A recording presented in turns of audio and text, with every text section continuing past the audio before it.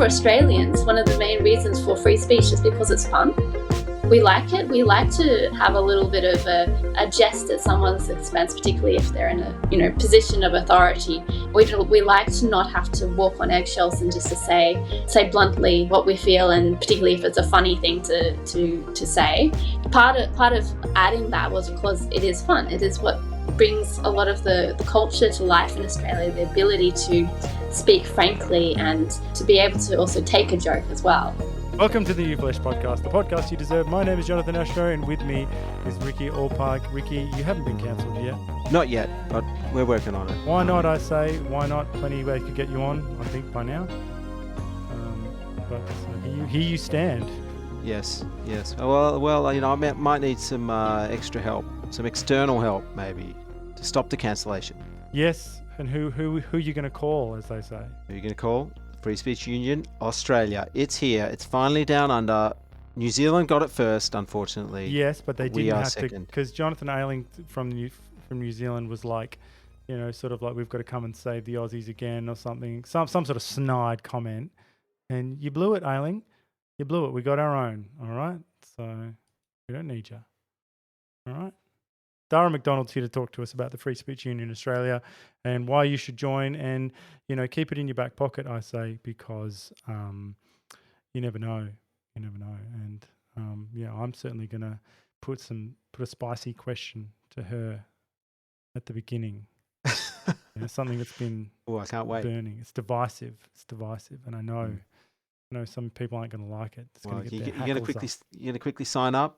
Free Speech Union, get your credit card out quickly. Just quickly knock that off, and then say what I got to say, and then say what you want. Give her, get her to save my bacon. She can keep those people and their pitchforks away from you. At bay, yes.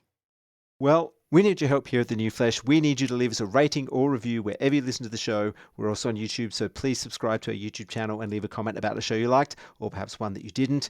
Word of mouth is also a very powerful tool, so please tell all of your friends. And finally, to our Uber fans, if you love what we do, you can send us a little cash via the Buy Me a Coffee platform. Any donation here is very much appreciated.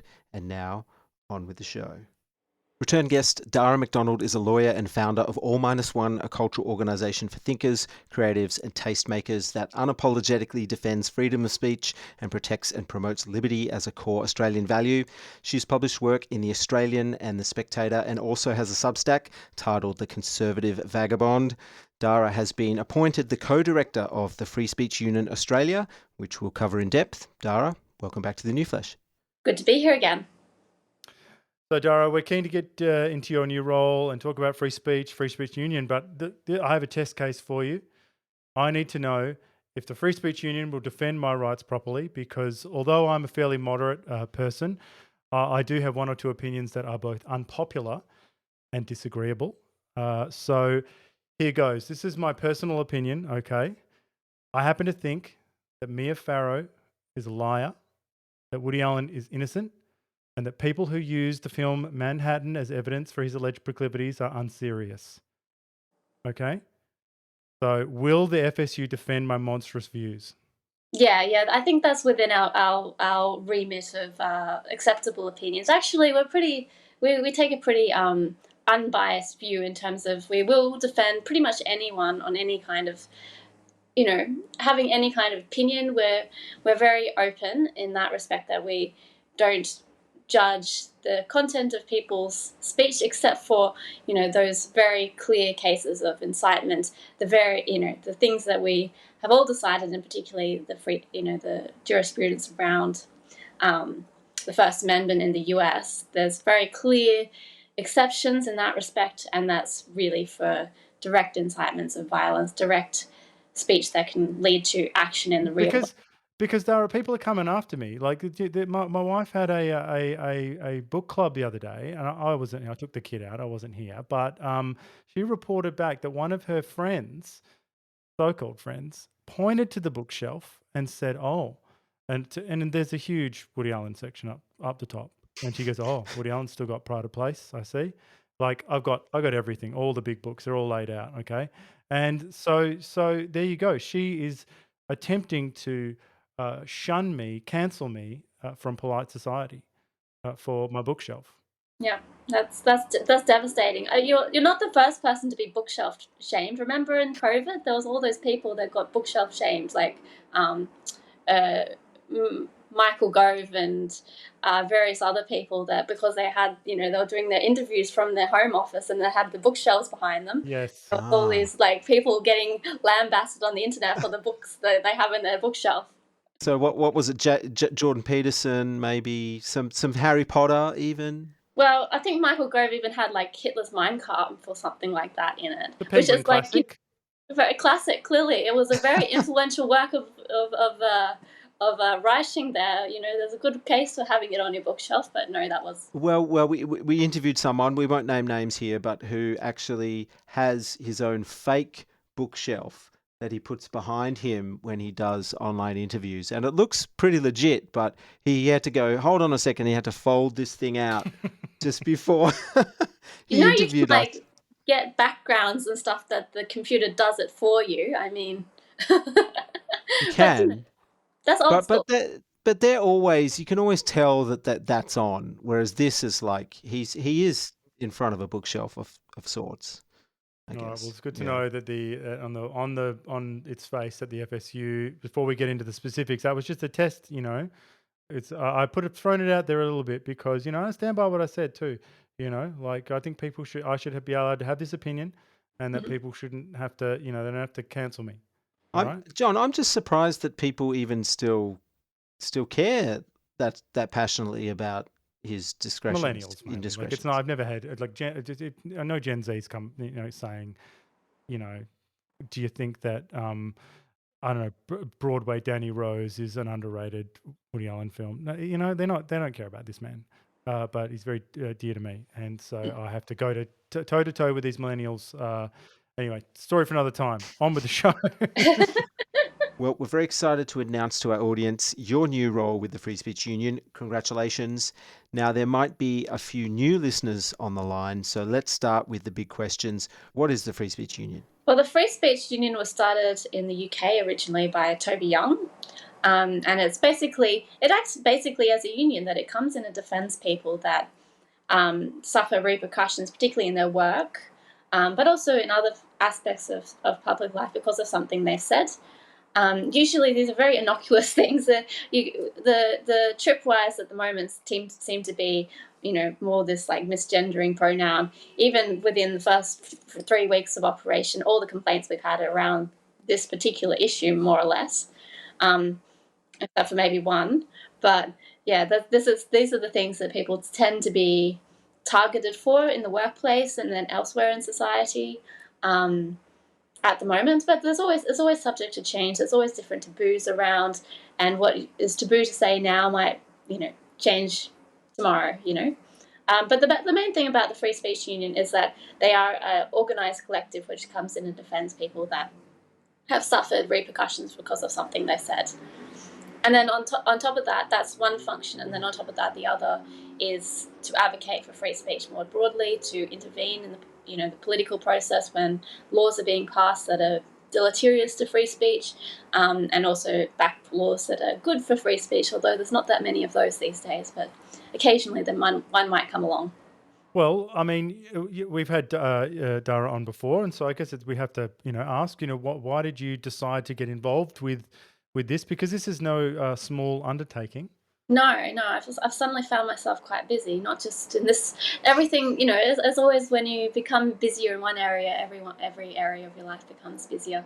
But the main reason is that I actually approached Toby Young some years ago, probably around 2022. I started asking him about this. And then I got very busy. And in that time, more people wanted to start this as well. So my co-director, Ruben, he's an academic. He approached Toby separately, and then a few other people as well. So we've all kind of taken it on together rather than one person running the show, which it would have been if I was to run it before. So it's nice to have all these different people involved, which have very different skills. So that was the main push from my end, is that it's not just me; it's now a whole group of people that can take up a lot of the slack. So it's really nice. So the other aspect of this is that we're still very much in the starting phase. So we officially opened our membership, so you can join now, freespeechunion.au. There's also provide a code for New Flesh podcast listeners so that you can get a bit of a discount as well. So you can put that in the show notes. And yeah, so we only just launched our membership in 2nd of October. And yeah, so we're all starting off the ground at the moment. And yeah, just we're all volunteers at the moment. We're all trying to do our best that we can to pull it all together while we're getting in the launch phase. So it's a bit of a skeletal operation at the moment, but we're growing very steadily, which is nice. And have you had any Australian cases so far? I mean, it's early days, but have you gone into bat for anyone yet? Nothing that I can talk publicly about at the moment, obviously, because they're all kind of under wraps. There's nothing that's gone so far that is in the public domain. But we have a few cases at the moment that we have intervened on privately because they're to do with particular employment relationships, so they're not public at the moment. We have intervened in a public matter, which was probably lots of people had read about it, although on if they listen to your podcast, they might have heard about the 10-year-old girl with autism that got suspended from her school in Victoria, Manor Lakes, after querying why someone with boy parts were in the girls' toilet.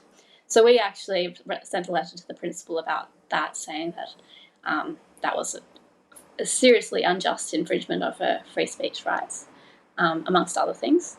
So we have intervened in a few of those public situations, but for the most part, the people that we're hoping, we're helping, our members that we're helping at the moment, have very private, matters that are happening in the background. So we can't really talk about them at the moment, but at some point, when hopefully it won't progress to the point where it becomes like a public big bang matter, but if it does, then obviously we can talk about it then.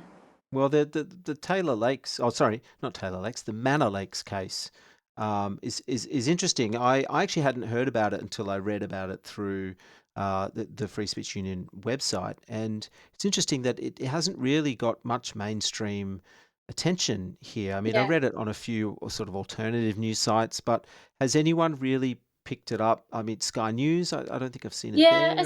it's really strange how you think it would be like the arch sympathetic case that you could make for why all this, particularly the self ID situation is quite unreasonable, and to expect people to use to basically go along with the social groceries that we've all decided around this. It's really surprising that not more news sites that would be sympathetic to this cause have picked this up, because it's like just such a completely beautiful example of why these sorts of things are actually so cruel and unjust. Yes, well, also, what I think, this case has a woke jitsu move sort of inbuilt into it, because the particular girl who got, I think suspended for misgendering someone is Yeah, neurodiverse and has You can't even autism. say So it I properly, you know, bigot. neurodiverse. And that's your woke jitsu move there. It's like they're discriminating now against people with autism. yeah, but I guess it's this like kind of identity politics pyramid. Yes. The oppression Olympics, where everyone's on top of it at the moment. The gender diverse are on top, and the neurodiverse are somewhere down the Yes. bottom. So Of course. yeah. Yeah. I'm interested, Dara, about this case. Obviously, you can only tell us what you can tell us, but generally, I mean, have you received any response at all from this? The letter that you sent. Very little, actually. Very little. Obviously, we didn't receive a response from the principal. Although maybe we should pester a little bit on that front, but yeah, not so much at all. Which was actually, yeah, as I said, quite surprising, because you'd think this would be a very sympathetic and obvious case. So yeah, it's been surprising how little traction it's gotten, really. Well, I'm just interested. I talked about this with Jonathan Ailing, who runs the New Zealand branch, and I'm just fascinated by this moment that people in normal jobs, corporate or government, whatever it is, they're just so locked into a certain ecosystem that getting a letter from the Free Speech Union, I just want to be there. I want to see it. I want to see it when it comes across their desk. Like they'd be like, because they're used to, dealing with ACON and just ticking the boxes, jumping through a certain set of hoops, and then you've thrown this other hoop down, and they're like, "What a weird looking hoop," and they're like, This what doesn't fit with all the other things which we get told all this time. Yeah, they're like, I got to jump through this. What do you mean? I'm not following free speech. I don't get it. So I actually want to know, just because I'm interested in almost sociologically in what these people's response to the Free Speech Union and their mission is. Like, do they look at it and go, "Oh, this is just because they wouldn't even." They wouldn't. Well, what do you think, Dara? What do you think? Like, if we can just have a hypothetical. I think, well, just judging by the response so far, I think they just try and ignore it. That's the main thing, and that's probably a lesson to us to get more loud. There have been some, in private matters that we have come to a very we've had a few successes in private, precisely because they couldn't ignore us. But for the most part, I think if there is an option to ignore you, then it's like, oh, you don't fit, so let's just put you to the side a little bit. And even during the launch, I took Toby Young's advice. He was like, go to a journalist and get interviewed and make sure that the friendly journalist that will play bad cop basically and get pepper you with questions, so you have the ninth degree kind of situation. So if you do get a call from the ABC or something like that, you can answer it. And they were like, okay, well, we can do that, but you're not going to get it. Like, they're just going to ignore you. That's what they're going to do. They're not going to care that there's a free speech union and they've just launched. It's just inconvenient for them. That's just not something their readers want to hear about. So they'll just ignore you, basically. Well, maybe I think maybe one of the tactics could be it's a shame that has to be this way, but you do have to employ a bit of shame. Since it needs to be loudly adding people on X and stuff and saying, case in point, you see this. I offer no editorial on this, but you see this as a tactic on some of the anti-Semitic sort of expose sites that are trying to unmask the people tearing down posters and whatnot. So they're certainly very loud. With some of their moves. Yeah, that's definitely something we need to be a bit more loud. The reason why the New Zealand one has become so successful is because they do proactively pursue rather than sort of wait for them to come to us. So we're definitely looking at where we can actually insert ourselves proactively into the various fights that are coming up at the moment, so that we do really a bit more noisy, a bit more like you can't ignore us now. So I think that really is the tactic which we have to go for, is just become someone that you can't actually ignore. That's what we need to do.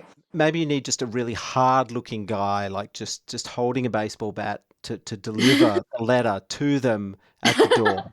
You need a standover guy, like a debt collector. Yes.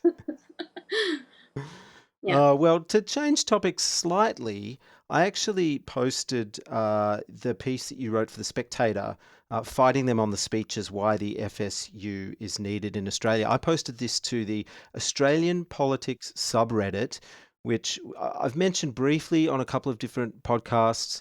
I've dipped my toe in the Reddit waters a little bit for this podcast, and I have to say it's the wokest cesspool of all the social media platforms. But this got it's just a really interesting response. Like people, and I have to read this out. So someone had said, if you're upset that being transphobic is causing you trouble at this time, I'm inclined to draw parallels with the decline in popularity of clear and unabashed racism. I don't see why your views should receive a pass simply because you're a libertarian or a bigot. So they've taken this, for some reason, they've taken the Free Speech Union and just went, oh, this is something to protect gender critical people or something. Like they've just lumped it in with the trans debate and just open and shut case. It's just cover for bigotry. I Mm. found that Safe really haven for quite bigots. strange. Yeah. Well, as I said before, one of the reasons they might draw that conclusion is because most of the examples of ludicrous things that people got punished for in the workplace, which I cited in that article, were mostly around this, self ID situation that we have. But as I said before, this is just a product of the zeitgeist. There have been plenty of times where a completely different set of taboos were what was punishable, and so it's just a kind of a product of what the current situation we're living in.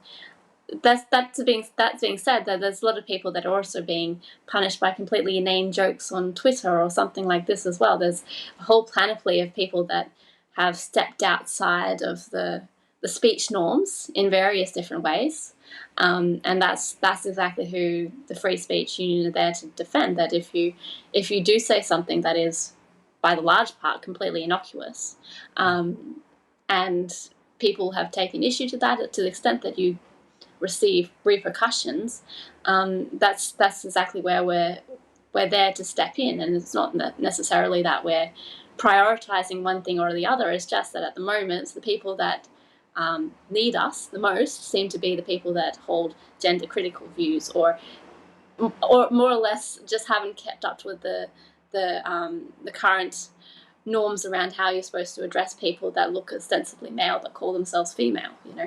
Hmm. Well, it's interesting because I guess the old left used to be a lot about free speech, and now that's kind of flipped to the right. So I guess people see the Free Speech Union, or I guess maybe these people on Reddit see the Free Speech Union as a right wing organization. But the organization is 100% nonpartisan. Is that right? Yes, yeah, we will defend anyone with, more or less keeping within the norms that I just said, that we wouldn't defend, say, incitements to violence, but basically anyone with any kind of view is worthy of free speech in our view. Basically, that we're completely non-partisan, and to be frank, somewhat non-political as well. A lot of these things that people are getting pulled up for are not necessarily political statements, but just making a slightly blue joke here or there or something like this. I know. I mean, hashtag Woody didn't do it. So there you go. But I think we have. I think there's an interesting flip going on right now. So it seems that one thing about free speech is that everyone seems to like the idea until it's someone they don't like doing the speaking. Yeah. And we've got a fine test case right now across the West. So you mentioned that the trans or gender issue seems to be where the action is, but I tell you what, October 7th, we've got a whole new bag Yeah. going on right now. So, very divisive topic, Israel-Palestine situation. So I'd like to get, your the FSU stance on some of the cases we've seen. I mean, like, what are the limits here on free speech? Who's allowed to say what and when? Just take that example of pro-Palestinian people. Not that I've ever seen. I'm terminally online at the moment, so I've never seen anyone tearing down a poster. But what do we think about tearing down posters or confronting people who are doing it, or what do we think about calling out from a car to someone else? Something about them being one or the other. What do we think about those? There's multiple different things happening there. I have been asked on other podcasts about particularly this footage on the steps of the Sydney Opera House. We're going to get to that. Okay, so do you want? That seems like that seems like the big bad. You know what I mean? Like, and in a classroom setting, that's the the example that everyone would go to, and you go, yeah, we'll get to that, because I think that'll be an interesting sort of thing. But what about all of everything leading up to that? Well, actually, I was bringing it up because I was going to draw a comparison between, say, for instance, the yelling at someone when you're driving past them. That I would say is more or less a crime at this point. Like, if there was those kids that had the Israeli flag on their car, and a guy came up and yelled at them. That is a legitimate threat, I would say. If you're if you're shaking your fist and yelling at someone in their car, that's a legitimate threat. Which he actually got charged for it now on bail conditions. So that is something that is very different. I think that where there's a legitimate confrontation between people and there's a lot of yelling and shaking of fists and so on, that's crossing a Rubicon between speech and action. The tearing down of posters, I would say that's a legitimate form of free speech, or postering them. I mean, when you walk around the city of Sydney at the moment, there's a whole lot of posters on a whole lot of on all the poles, and the whole poster walls, or the poster war is happening in Sydney as well. And I think that's a legitimate form of free speech, that you're allowed to poster something and rip it down and replace it with the poster and so on and so forth. So I would protect that as free speech. Do you want to go to the Just before we leave posters, don't councils have like rules and regulations about putting posters up on poles and stuff like that? Like, yeah, well, if it's against the council's rules, then by all means they can do whatever, they can enforce those rules. But for the most part, presuming that there's no other law, in which case if there's a law, then it doesn't matter who's putting the poster up. But if there's some sort of like public billboard where people are postering, for instance, like down the street from me, there's a coffee shop which has a whiteboard with a marker that you can write a message on, and there's people writing like "Free Palestine" and all that jazz up there as well. So I think that is a very clear example where someone has invited the public to poster something or write something, and people have taken that on to write their messages. But for the most, yeah, as I said, like these are basically an invitation to post something. I think it's a free speech issue. It's not against free speech to have the poster wars, I would say. I just had one more silly example. I know of a cafe I think it's in Brunswick here in Melbourne, where there's a sign. There's a sign that says "No Herald Sun allowed." So, am I allowed to bring my Herald Sun newspaper on a Sunday morning and read it in that cafe? That's a very good question. I would say that it being the only occupier, they can have their own rules, but it is an interesting issue. I would say I would more say that is an issue where you would say it's a matter of cultural freedom of speech rather than a legal freedom of speech, because of course they're occupier, they're allowed to have their rules and regulations, but at the same time I think you're within your rights to say, hey, that is discriminating against my political beliefs. Or It's tempting though, isn't it? It's a very seductive sort of thing, because I wish I could ban New Yorker tote bags. Whenever I see them, I just go, oh, for goodness sake. I think I might dust off my Trump beanie that you got me from Trump Tower. I might go down there one Sunday and just. You didn't say no rip it Trump all out. beanies. Ah, yes. Well, I think we'll go big. So, in case someone's been living under a rock, we're talking about was it pretty much the day after? Was it October 8th that this thing happened? Yeah, something like that. I thought it was something even like the that. day of, but There was a impromptu protest in the CBD of what I'm to gather were pro-Palestinian people, and there was a gathering, famous footage of gathering of people on the. Can I say it was pretty much men? It looked like only men. It looked like 100% men. I don't know why I say people. It looked 100% a bunch of men. I can't they remember could one clip. identify, but I somehow doubt it. I think they have. I don't. Yeah. Well, anyway, it was a bunch of we'll say people on the steps, and they shouted. Might as well say it. I believe one of the chant that's gone around the world was "Gas the Jews." So what do we think, Dara? What's going on here? I was corrected the other day because I'm writing a piece at the moment, and there has been some alternative footage as well of that event. they're still yelling "fuck the Jews," so not good. But apparently there is some quibble about whether that the suggested subtitles were correct or not. But even still, "fuck the Jews" is pretty bad.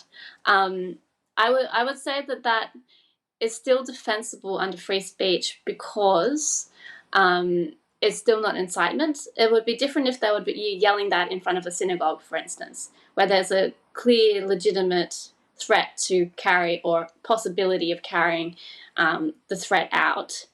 So that's a nuance. Of course, it's far more likely to be classed as incitement, but given the circumstances of people yelling it on the steps of the Opera House during a protest, where there was, they weren't yelling in front of a synagogue or some other place where they could carry out that. It's still as reprehensible as it is. This is what it is. It's difficult being a free speech advocate because you have to defend some of the most reprehensible people saying the most reprehensible things, but it still would not fall under legitimate free speech jurisprudence. So, and what do we think of because it seems that the right is now calling for, at least elements of the right, are calling for cancellations of people of, again, some of them are probably American examples, but I could easily see them happening here of let's say, student groups or whatever on campus who are pro-Palestinian, or it could be any sort of. I think Ron DeSantis actually banned some Palestinian group from a Florida university, I think. There you go. So we're in this interesting. What's the equilibrium we need to get to here? Because the impulse is really, I got to say, like, when the tide turned, when when to see the left eating the left is very enjoyable on one level. However, it just feels like we're a little bit, to flip and to really go harder on these cancellations is maybe not the correct thing to do. What do you think? Yeah, I don't think it's the correct thing to do. I also think it's because it limits our ability to argue the case as well. So I have noticed this as well, that there's a lot of people that were that were free speech advocates until now, basically, that have now switched positions in little ways. Like even people like Douglas Murray, who have been calling for the deportation of a lot of the people that attended pro-Palestine rallies and just generally Palestinian supporters. So something that I've been thinking of recently is the distinction between the liberals, we'll call small L classical liberals, and the conservatives. And the conservatives, there's a lot of books that have been written recently that place free speech as a Western value amongst many. So at least in recent interview, Douglas Murray makes this case very plainly, saying if we do not clamp down on free speech and prevent these people saying anti-Semitic things, we don't have a country anymore. It's better that we have a country than protect free speech, over and above the ability to hold a country together. And I'm very sympathetic with that view, except that the reason why we campaign for free speech is not just because it's some nice fuzzy principle, but because it's actually extremely powerful. And I think deporting people that hold the contrary view is not necessarily the best way to win the argument, in the same way that I don't think calling everyone a bigot is the best way to win the argument. So I complain also tactically that I don't think it's a good idea to shut down debate, because if you don't, debate at all, then you're not going to win the debate. The problem is that I can really understand this from a lot of people's perspective, as you saw the last few years of people getting targeted for the smallest infraction, the smallest speech infraction, and they get targeted. For instance, I was remembering, Zoe Bueller, who got arrested in her kitchen. She was pregnant. She got arrested. Oh, yes. Yeah. Her charge was incitement. That was her charge. I have a lot of quibbles about why that would not stick, and it didn't stick, obviously. But you think about something like that, of like organizing an anti-lockdown protest, and getting charged with incitement. And then you see the protest on the steps of the Opera House, and what do they get charged with? Nothing. They don't get charged with incitement, even though that, as I said, is not strictly speaking incitement either, but there's much more of a case why that should be worthy of an incitement charge compared to Zoe's case. So you can see this very asymmetrical way that today you deal with these sorts of situations. So I can understand that it's broken people's brains and go, oh well, now the shoe is on the other foot, and we have the ability to beat people that we disagree with, or stop them having their free speech rights. And so I think a lot of people have taken that course, which I'm a bit worried about, to be honest. But on the other hand, you can see also the quote-unquote liberals emerge. Obviously, someone which I work closely with is Toby Young, who on one hand has defended the right of people to protest, but on the other hand have organised this statement in solidarity with the British Jewish population and counter-protests and so on. So that's an example of someone who on one hand has condemned the content but also protected it at the same time.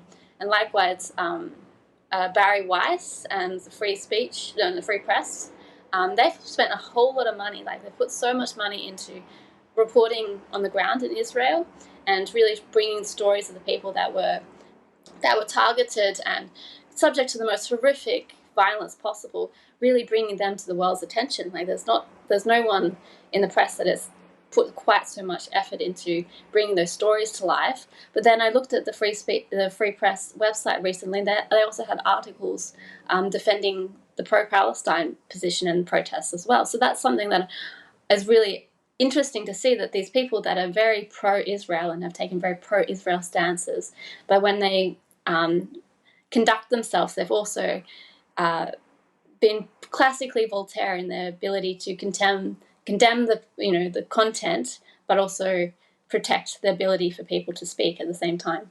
This feels like we are in a prison. When we give in to these the demons. You know what I mean? Like when you make it tribalism, when you make it about winning the argument, or I don't know, like vanquishing your enemies, or however you want to put it.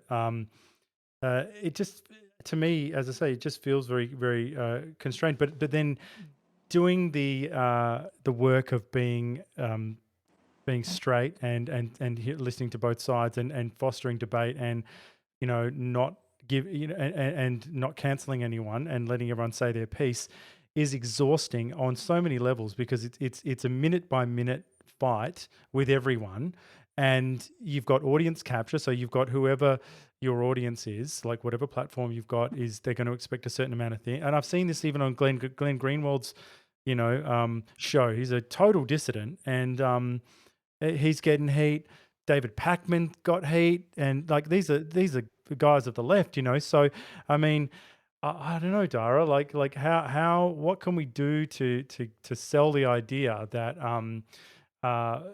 being tempered and cooling out and listening is better, and being fair to both sides is better than the alternative. Well, I wouldn't even say it's being tempered or fair. You can be very robust and even liberous in your criticism. Like, I have no love lost between myself and the people that were chanting on the steps of the Opera House, and even lesser statements. I think Israel, whilst not perfect, it definitely doesn't have quite the same. The population of people that are clearly so anti-Semitic that they would harbour such hatred that they would enjoy the kind of violence that was meted out. So I think you can be completely robust in your criticism, but at the same time defend the right of people to robustly defend their position. That's not necessarily being fair. That's being, I would say, enabling the rules that allow for your robust criticism in the first place. The criticism of, those protesters, they were, I guess, directing their outrage at the entire population of Jews, I guess, worldwide in a way, like yelling out "gas the Jews," whereas they could have focused their attention on Israel, the state, the government of Israel. I mean, are we making a distinction there in terms of incitement to violence between a race of people and a government? I mean, would it be more acceptable if they were saying, fuck Israel? Yes, definitely that would be more acceptable to say fuck Israel, but as I said, it's not, the circumstances don't necessarily make it incitement. As I said, if you change the circumstances slightly and they're yelling in the steps of the synagogue or something, then it's definitely incitement. But at But present, if you could show that directly, resulted in some unhinged person going out and committing some sort of a crime, against a Jewish person or against a synagogue or something, I mean, that would be a clear, a clear correlation there. yeah, I think it would be very difficult to prove that that particular incident resulted in a particular action. I mean, it'd have to be a very particular incident for it to lead to that. Um, so yes, presuming that you could directly tie that particular protest to a particular act of violence, then yes, it would be incitement. It's hard. I guess it's like the Marilyn Manson kind of debate where conservatives would often link some sort of unhinged behavior to a teen listening to Marilyn Manson, for instance. Yeah, yeah, and I mean, there's been a number of cases like that. The congressional baseball shooting where the guy was a Bernie Sanders fan, and no one blamed Bernie Sanders for that. But then you have all these high school shootings where one of the people that they listened to was Jordan B. Peterson, and alas, it must be Jordan B. Peterson. So He couldn't You go to stand their to clean houses his and they've got room. clean rooms. Yeah, they've got clean rooms, lobster for breakfast. Yeah. So I get it. Yeah. So Well, yeah. sorry, Dara, you continue. I was just going to say that this is why incitement is such a tricky thing. It really has to be a very direct correlation between words and actions. So those sorts of fuzzy, because I listened to X and then I was prompted to go shoot up a school or something like this, or because John watches Woody Allen films, is going to marry his stepdaughter or something. Slander. Well, perhaps let's leave that particular chapter of the discussion to one side. I wanted to talk about some of the core values of Free Speech Union, which you have published on your website, which are the promotion of free speech as the most fundamental of rights, the protection of free speech from opposing cultural trends and increasing legal impingements, non-partisan and non-political, and to defend the free speech rights of others, even the most unpopular or disagreeable opinions. And the last one, which really caught my eye, which I'd like to talk about, is reclaim larrikinism. Now, I felt for a long time that the Australian larrikin has disappeared from public life, and it really hit home for me when I read Fred Paul's biography of the cartoonist Bill Leak, and also when the Melbourne Comedy Festival recently turned their back on Barry Humphries, which I think was a couple of years ago, because of his outspoken views on trans issues. Australian culture used to have a healthy mix of boisterousness and, I guess, disregard for convention, which I don't see that much these days. Do you have any theory as to why the Aussie larrikin has disappeared? I think it's much the same as all the other countries where we're suffering from the same cultural trends as America, although America's far more serious than we are. But still, the same cultural trends of particularly, I guess, this idea that everyone has to be cushioned, they have to be protected, you can't have people offended, that words hurt. These sorts of cultural narratives that we've imported, particularly in the younger generation, I think has really kind of put a nail in the coffin of larrikinism. But I think there are lots of people that have been lamenting the death of it for a long time. It's just that I think now we're seeing really what, particularly this kind of coddled generation, thinks of these particular types of behaviour.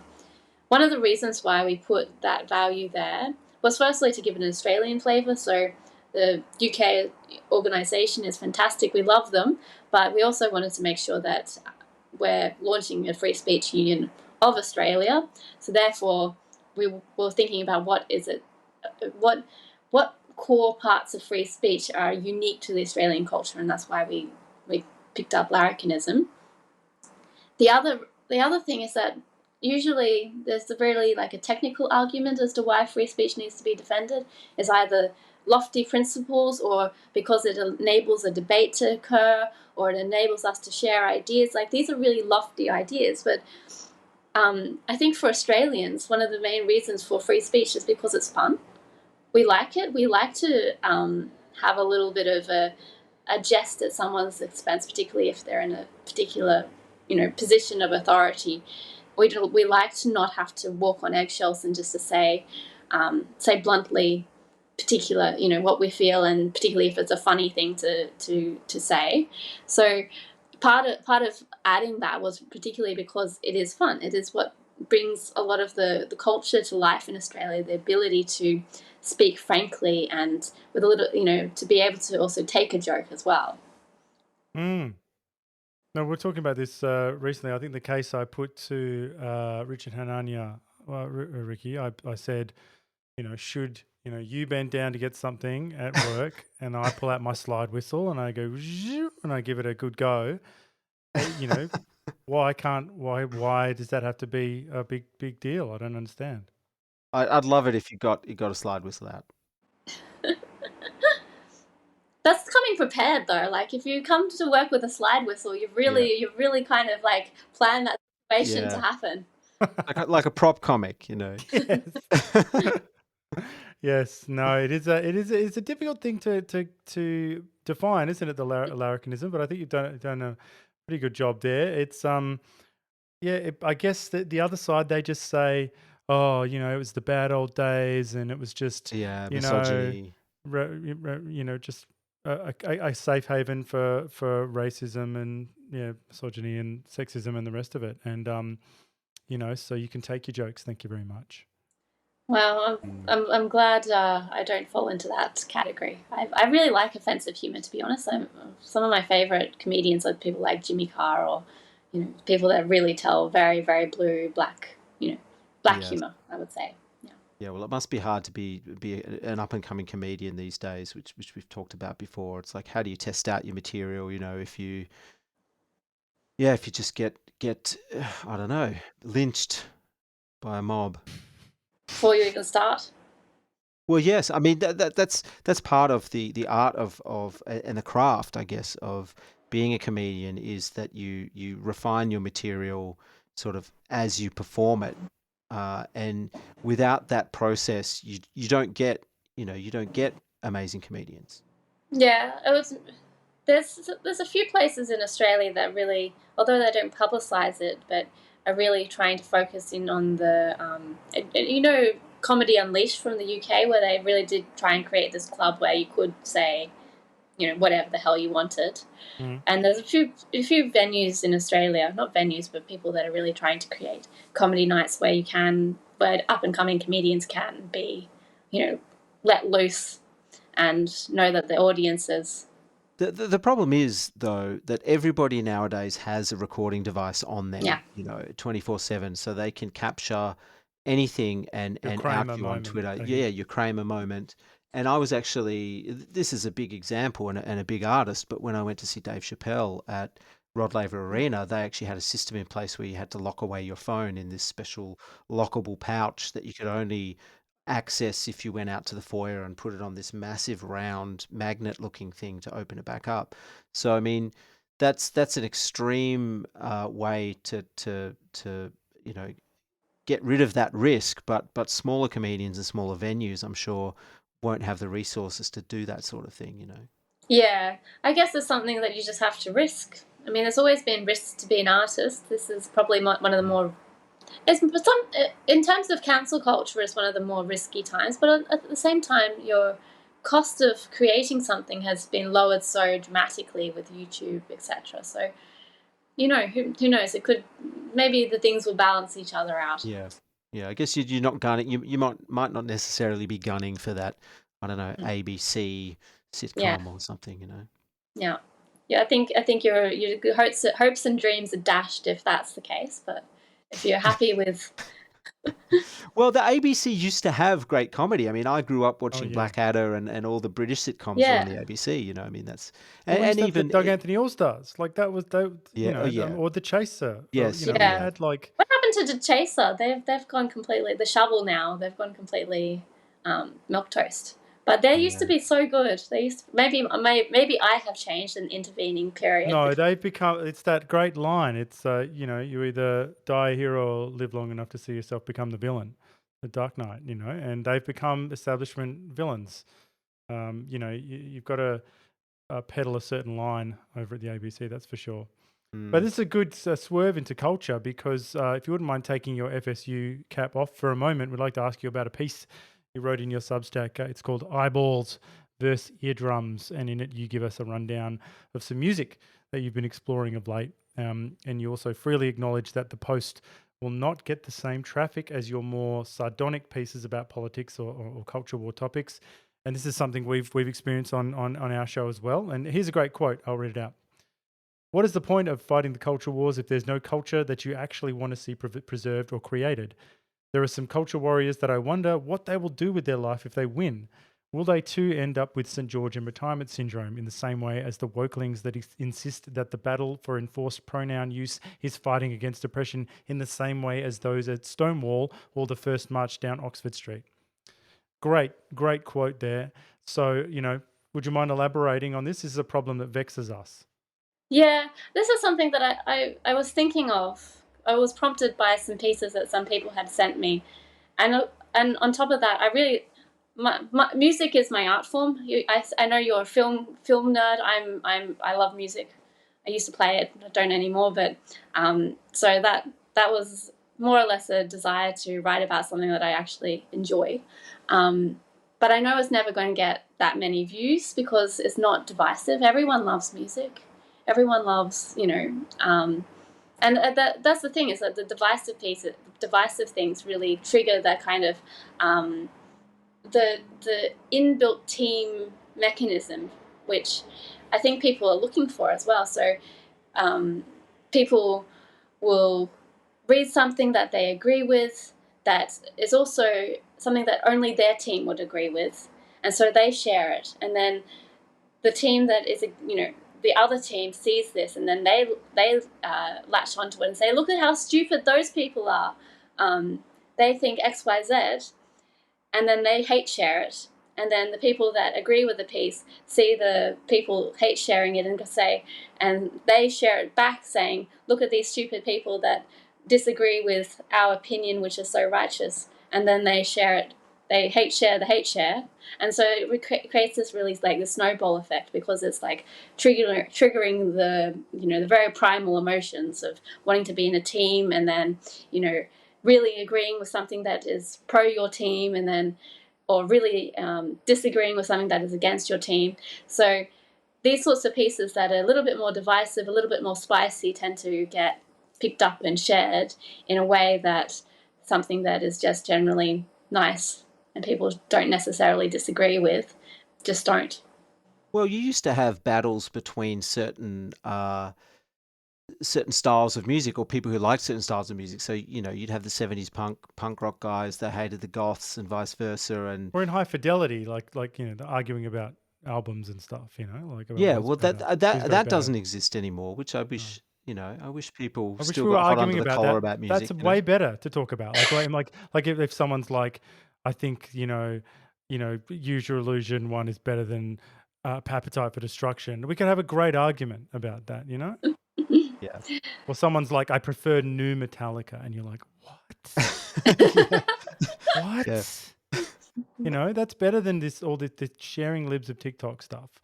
Yeah. But I don't know how to solve this problem, Dara, and I don't know if you do either. But I feel like the culture wars and the social media are totally killing me. I know you doesn't sound we talked about this last time. You think you detox a bit from social media here and there, but doesn't sound like that's going to be a thing now that you're in the Free Speech Union. But I feel like I'm being attacked from all fronts because the content is too sticky, like you just said. Like we're sharing it, and it's content, right? It's Yeah. not created like the way that Good, the Bad, and the Ugly is created. You know what I mean? It's just content. The technology is too convenient. So you've got your laptop, you've got your iPad, which I think you're talking on right now, which is probably going to go to bed with you, or near enough. At least on bad nights it does with me. I feel like this has boiled me like a frog. All of this prism of stuff. I consume, content, but I want to consume more art and curated things. You mentioned all that music. I should be listening to that, rather than going and checking out all this other crap. So, I find myself watching these short clips on YouTube, reaction videos. I think I hate. I hate your reactions. Okay, I don't care what you thought of something. You know what I mean? Like who cares? And it's a blah blah ending explained. Go to hell. Don't explain anything to me. I don't. If you don't, you don't know. You don't know. You're not the filmmaker. You don't know anything about anything. So, I mean, why am I watching this stuff? So what can we do, Dara? That's a lot of stuff to throw at you. Yeah, that is a lot of stuff. I don't know about your life particularly, but give it a go. Give it a go. I guess maybe just like like when you go on a diet, occasionally you have to you do this thing where you swap out something that is not nutritious for something that is more nutritious, at least, or at least attempting to do that. So maybe with your media diet, instead of sitting and watching Ben Shapiro or Michael Knowles react to some cut video or something, whatever it is, definitely then I'd watch that. you should. They're very entertaining, I have to say. I can get why people like the reaction videos. But instead of watching something like that, maybe you put on a podcast or an audiobook. That's actually what I do at night. I put on an audiobook. Part of it is just because I got sick of a lot of the content. So at some point I'm like, well, I kind of just want to listen to music now. It's kind of, it was a little bit like too much. Like I filled the tank too full. So now I want to have a little it's bit. Like that last scene in Seinfeld when he said because he's looking at the button and they've gone full circle. Like you've exhausted everything. You've seen all the reactions and all the Ben Shapiro fast talking, and you just end up going back to music, back to the good stuff. Back to music. Yeah. One of the problems I find with music in the streaming era is that there's just so much content out there. You have access to literally or almost literally the entire panoply of human of recorded music. I mean, I know there are rare stuff. There's rare stuff out there that hasn't made it to Spotify, but by and large, most things in any style and genre that's been good in human history is there at your fingertips. So quite often you don't know what to listen to, or nothing's curated for you, so you're just swimming in this soup of history, of music history around you all the time. I mean, I find that quite a problem. For all the failings of the music industry, and it's got legendary skullduggery, in the old music industry. But one thing they did do was they curated stuff, and in terms of releasing material, sort of got released at a slower pace. You could sort of keep up, and also I think it gave each generation their own music and their own sound, which I'm not convinced that the current generation of teens is going to have their own music that they're going to look back on and say that was my era. Because there's that quote that we read in Linehan's book, which was attributed to someone else, but which is that music is now a scented candle. Yes, it now has the utility of a scented candle. Yeah. Oof. Oof. Yes. Yeah. It's so true. It's so true. It's meaningless to people. They just are like... It's just everywhere, though. It's everywhere. It's on your phone. It's in the car. It's on the TV. It's when you walk into a shop. It's just everywhere, and everywhere. It means nothing. Like there's no reading of liner notes. There's no investing in it. Like there's no mystery. Yeah. I mean, I think it comes back to one of the things you were saying before, that it used to have debates about music because it was tribal, because you did identify with your era of music. And I think that's something that is also, if you come from a particular time and place where there was a particular era of music, there is something nostalgic about even the crappiest pop or this sort of thing that you can listen to and go, oh, I remember 17. Is what I think of. You know, and I want to Showing get rage that there. hat, that beanie, that big beanie he had. Remember that big beanie? Yes, yeah, it was very What was tall. in that? Weird. Anyway, It's probably his head. He was a cone head. that's all I had. That's all I had to say about that. But the other good thing about having music of your generation is that you would meet people that also loved a particular band that you were into at the time, and you would share things. You'd share, because CDs were expensive. $30 back in the day if you were a teen was a fair chunk of your pocket money to spend, and you'd have to really think about what you were going to buy, and sometimes take a risk on an album, not knowing quite what it was going to be like, and you might fall in love with it, you might not. You'd find friends through the different kind of music you listen to. I just feel like that doesn't exist anymore. You've just got algorithms that are just suggesting things for you now. Yeah. And also the mixtape, that if you wanted a new music suggestion, you go to a friend that is well, I was still in CD, compact disc format, but you would create a piece for them, or get someone to make something for you, and I discovered a lot of music that way as well. Whereas now, some of these Spotify lists, you get someone's Spotify list. You go, I want I don't know, whatever, Rolling Stones or whatever, and you get someone's ultimate Rolling Stones list or whatever, and then it's just like there's all the hits in there, but then there'll just be like 4 in a row from the same album, and you just go, come on, this is a stupid list. You haven't thought about this. This isn't this doesn't make sense. Do you know what I mean? Yeah, I have to say that the AI, they've clearly AI'd Spotify, so the suggestions have become increasingly good, I think. Or at least recently, when I said I want something that is like this, and they actually supplied a whole lot of new music that was, very much in the taste that I wanted. The other thing which I do is I still listen to music podcasts and consume music journalism, which I think is one of the few things that you actually would go to the Guardian or the ABC for, because it is still actually good. Music journalism still exists? Apparently, and mainly Really? only with lefty publications, but the Guardian music podcast is actually pretty good. They usually bring some musician on, and they tell you why 5 of these tracks. This usually has some theme to it, as why Do they these 5 tracks. 100% stay away from politics? 100%, because they can't talk about anything.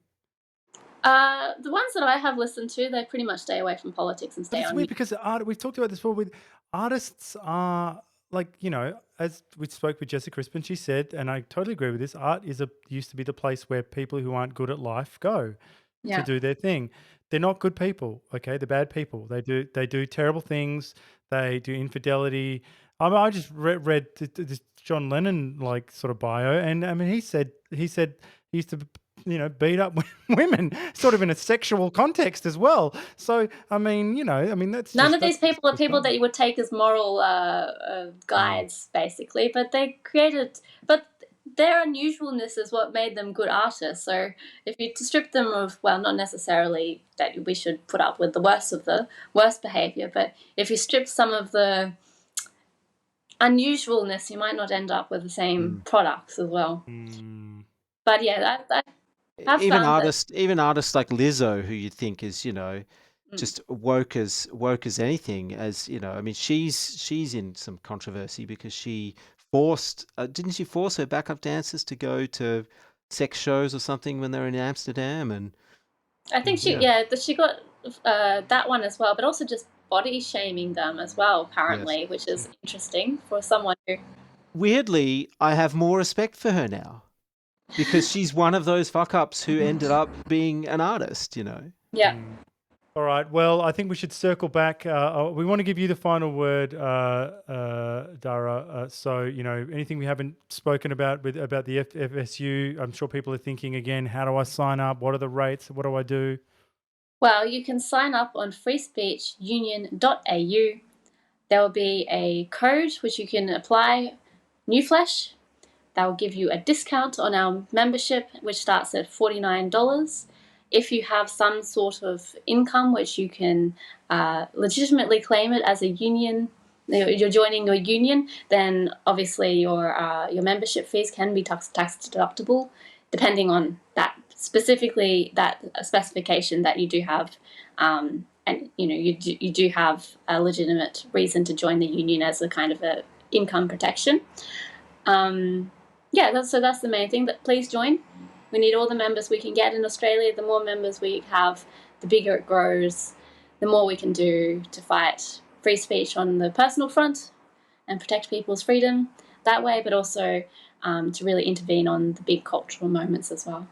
And if people have got things going down in their workplace right now or in their, in their life, can they drop your line and just get a query? Can they just say, look, you this can is contact happening, us through the website. We might not help you if you're not a paying member, but if you have a legitimate issue that we would look at and say on public interest grounds we have to intervene on this, then we will do something about it. Excellent. Well, we do have a final question that we ask all of our guests, and we'd like to know what you're reading right now. I preempted this question 2 seconds ago and was like, do I have my book near me? They're getting smart. These guests are learning. I'm reading Sneaky Little Revelations by Charmaine Clift, who is actually, and it's edited by Nadia Wheatley, which is like the most lefty of lefties can get. It's a collection of essays from a Sydney Morning Herald / Melbourne Argus, the predecessor of The Age. She was a columnist during the 60s. Her and her husband lived on the Greek. She was born in Australia in Kiama. Her and her husband moved to the Greek islands and then travelled back on the migrant ships that were bringing migrants back from the Second World War to Australia after being away for 15 years, and is writing her perspective on how things have changed between the Australia of the 40s that she left to the 60s that she's returning to. And she's been claimed as a little bit like of a left-wing icon, but she, is more like a kind of a traditional lefty, shall we say. Just very anti-censorship and has particular, interesting opinions that you wouldn't read today. Like she was complaining that, feminists want all these rights, but they're not willing to take on these responsibilities, these sorts of things. But she considers herself a feminist, but she's red-pilled. Yeah, you wouldn't read that today. So it's a very interesting little perspective on Australia in the 60s, I would say. It's just a little it's like a little postcard from a particular time and place of Australia and all the different views that are percolating and what someone which is considered radically left-wing thinks about things. What was the title again? Sneaky Little Revelations. Fantastic. Great recommendation. Yeah. Well, I've already read. On your last recommendation, you talked about The White Pill. I read that. Very good. By Michael Malice, and rocked my world. Yeah, very good. It's really good. So, maybe I'll read this one too. Yeah, I would actually recommend it. It's an interesting perspective, particularly if you're an Australian, to see how things have changed. Excellent. Well, if people want to follow you, Dara, they can do it. You're on social media? Yep, I'm on Twitter at Dara Haley, and all the other various places. So you can read my pieces in The Spectator, Quillette, various other publications. So I'm here, there, and everywhere. And subscribe to your Substack as well. Yes, and subscribe to my Substack, but most importantly, join the Free Speech Union. Indeed. Fantastic. Thanks, Dara. Thank you.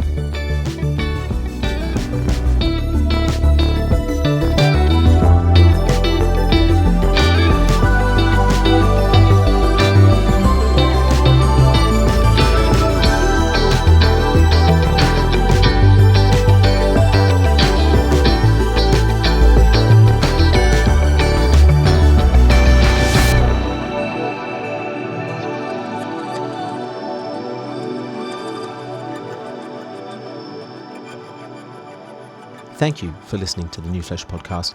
If you like our work, please consider rating us on Apple Podcasts or even writing us a review. It really does help the show reach a wider audience. We'll be back with another episode next week. Until then, long live the New Flesh.